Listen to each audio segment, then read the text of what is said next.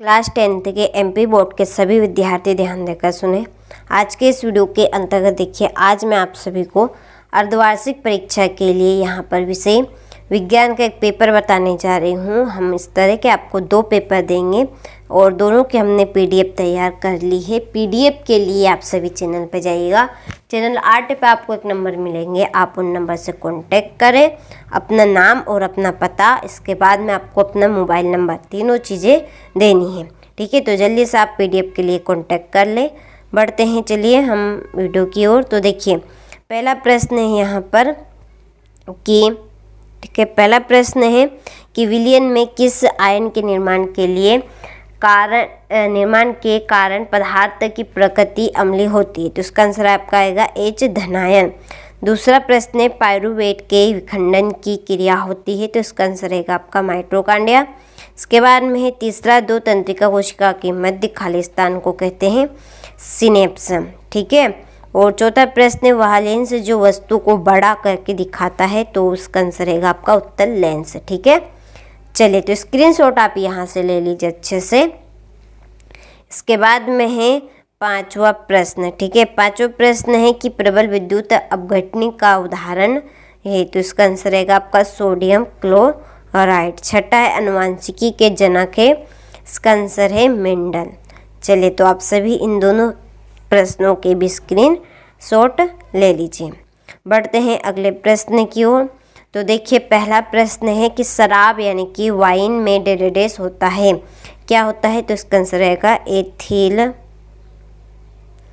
Alcohol.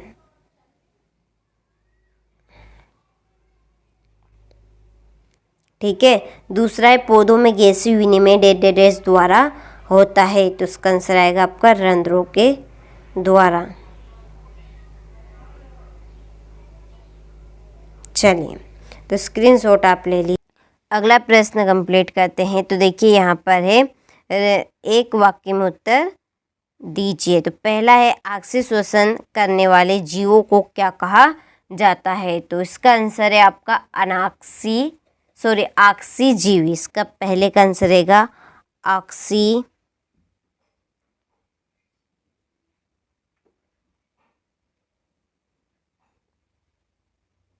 ठीक है, ऑक्सीजीवी। दूसरा है मानव कोशिका में कुल कितने गुणसूत्र है? तो 46 गुणसूत्र है मानव कोशिका में। तीसरा है समतल दर्पण की फोकस दूरी डेडेडेस होती है, इसका आंसर रहेगा आपका अनंत।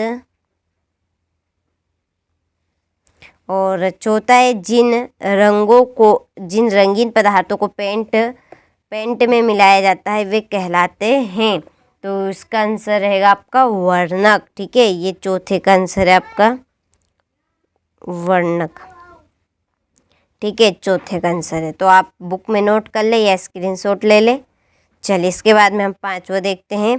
तो देखिए, पांचवा प्रश्न है कि पराग कोश में होते हैं, तो पराग कण होते हैं, क्या होते हैं पराग कोश में? पराग कण।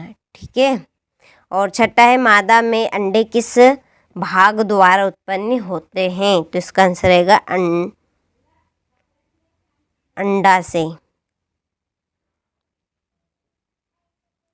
ठीक है, अंडाशय द्वारा। चलिए तो स्क्रीनशॉट आपने ले लिया होगा। बढ़ते हैं क्वेश्चन नंबर 4 की ओर। तो देखिए, क्वेश्चन नंबर 4 है, यहाँ पर सही जोड़ी बनाइए। तो देखिए, पहली जोड़ी है धातु है, धातुओं की आपकी जोड़ी रहेगी चालक। दूसरी है विद्युत शक्ति की एसआई इकाई वोट है। तीसरा है कि प्रतिरोधों का श्रेणी क्रम संयोजन, ये आपकी ये रहेगी तीसरी जोड़ी। और चौथी है लेंस की क्षमता, लेंस की क्षमता है आपकी डायोप्टर। पांचवी इंद्रधनुष की घटना, तो इसका आंसर आपका ये रहेगा। ठीक है, वर्ण विक्षेपण। ओल्टी सेल, तो विद्युत प्रतिरोध, ये आपकी छठी जोड़ी। ठीक है, तो स्क्रीनशॉट आप ले लीजिए, ये आपकी पांचवी जोड़ी है। चलिए अब बढ़ते हैं हम सत्य की ओर। तो देखिए, पहला है आपका कि गोली दर्पण के परावर्तक पृष्ठ के केंद्र को दर्पण का वक्रता केंद्र कहते हैं।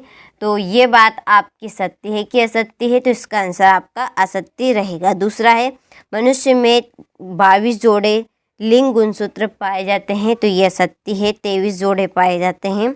और तीसरा अवक्षेपण अभिक्रिया से अविलेय लवण प्राप्त होता है, तो इसका आंसर सत्य रहेगा।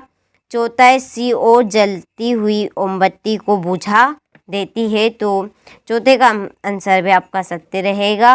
इसके बाद में है पांचवा प्रश्न, अंतःस्रावी ग्रंथियां नालिक विहीनी होती है, तो ये भी सत्य है।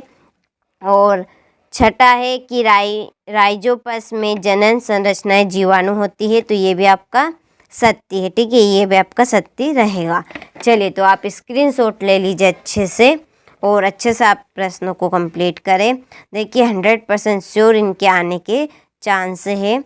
इसके बाद में देखिए क्वेश्चन नंबर 6 है यहाँ पे कि संतुलित रासायनिक समीकरण किसे कहते हैं। फिर इसके बाद में है कि धातुओं, ठीक है, धातुओं के भौतिक गुण धर्म लिखिए। इसके बाद में कारण बताइए, प्लेटिनम सोना एवं चांदी का उपयोग आभूषण बनाने के लिए क्यों किया जाता है। ठीक है, चलिए अगला प्रश्न कंप्लीट करते हैं। तो 7वां प्रश्न यहाँ पर है कि ठीक है, ये प्रतिस्थापन अभिक्रिया किसे कहते हैं। और 9वां प्रश्न यहाँ पे है कि मानव में लिंग निर्धारण को सचित्र समझाइए। ठीक है, इसके बाद में 10वां प्रश्न है कि मानव के वृषण के कार्य है। ठीक है, मानव में वृषण के क्या कार्य है।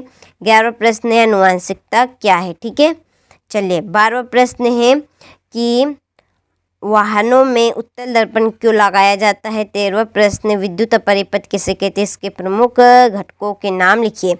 चलिए, तो बाकी के प्रश्नों का आप स्क्रीनशॉट ले लीजिए अच्छे से और अच्छे से इन प्रश्नों को कंप्लीट करें।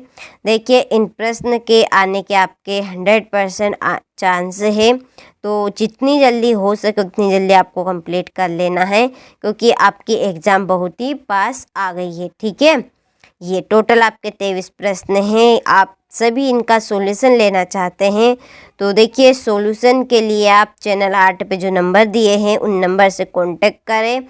उन कांटेक्ट करने के बाद आप अपना रजिस्टर करवाएं, अपना नाम, पता और मोबाइल नंबर। ठीक।